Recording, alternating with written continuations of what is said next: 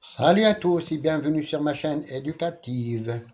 Dans cette vidéo, je vous propose une expression écrite inspirée de Le dernier jour d'un condamné pour vous aider à mieux comprendre l'œuvre et à réussir vos devoirs. Restez avec moi jusqu'à la fin pour découvrir des conseils précieux et des exemples concrets.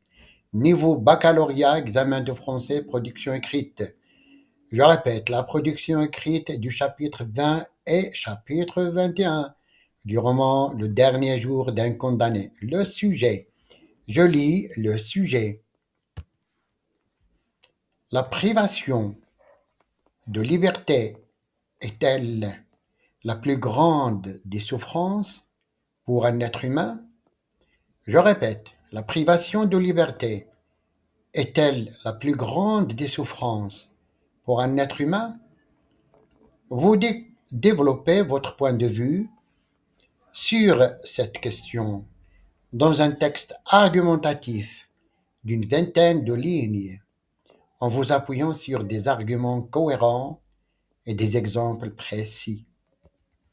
Les critères de la correction, conformité à la consigne d'écriture, cohérence de l'argumentation, structure du texte et l'orthographe et la conjugaison, et mise en page et ponctuation. Passons maintenant à la correction de la production écrite.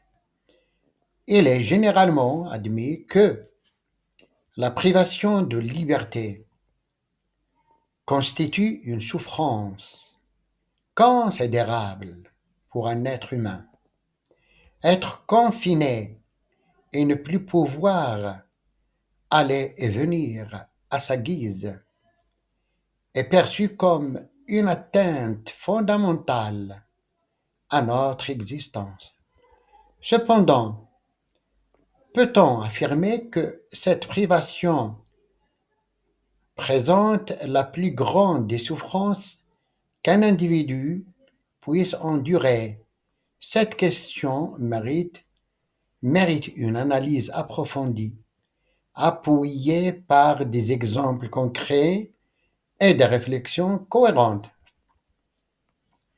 Dans Le dernier jour d'un condamné de Victor Hugo, la narration révèle une souffrance qui dépasse la simple absence de liberté physique.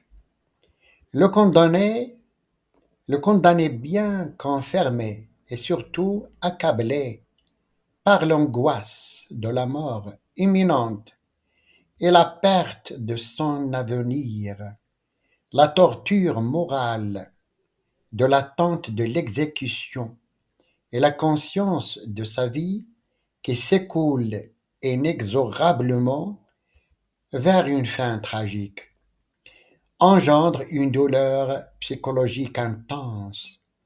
Cette œuvre plaide contre la peine de mort en exposant ses souffrances intérieures.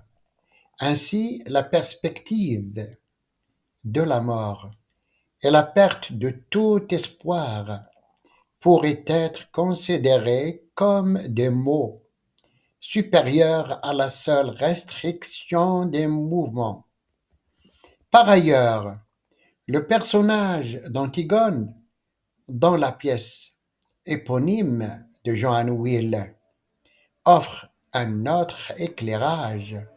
Antigone, confrontée à l'interdiction d'enterrer son frère, choisit de désobéir à la loi et d'accepter la mort.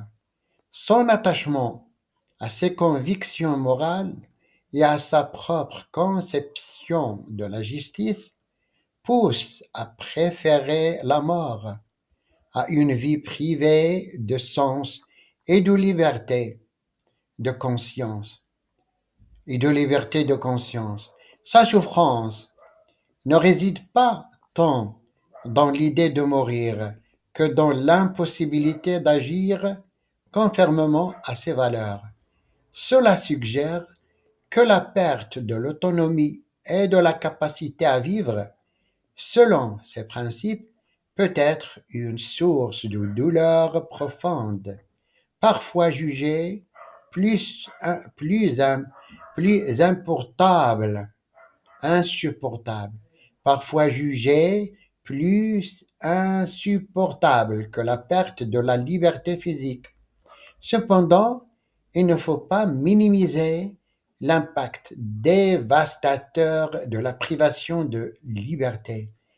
Être coupé du monde extérieur, de ses proches et des expériences enrichissantes de la vie quotidienne engendre une souffrance réelle.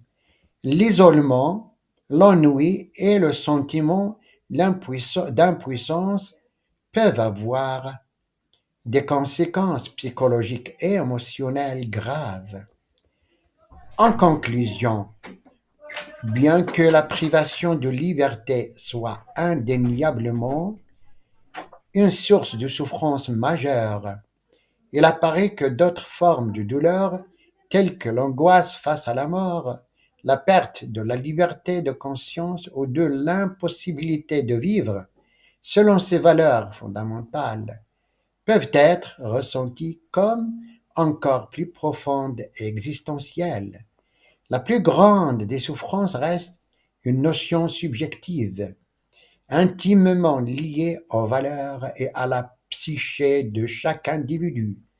Les exemples littéraires d'Antigone et Le dernier jour d'un condamné illustrent avec force que la souffrance humaine est complexe et multiforme, dépassant la simple dimension physique à la liberté.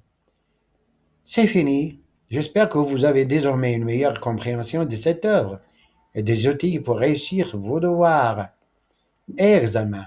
Si cette vidéo vous a aidé, n'hésitez pas à laisser un like, à vous abonner et à activer la cloche pour ne pas manquer les prochaines vidéos sur la littérature et l'analyse de textes.